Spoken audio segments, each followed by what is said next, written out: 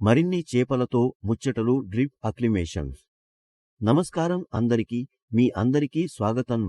మనం డ్రిప్ అక్లిమేషన్ గురించి మాట్లాడుకుందాం. ఇది చాలా ముఖ్యమైన ప్రక్రియ. Powered by dubbers. ఇప్పుడు మనం డ్రిప్ అక్లిమేషన్ ప్రారంభిద్దాం. ఈ ట్యూబ్ ద్వారా మనం కాస్త నీటిని బకెట్లోకి చొప్పించాలి.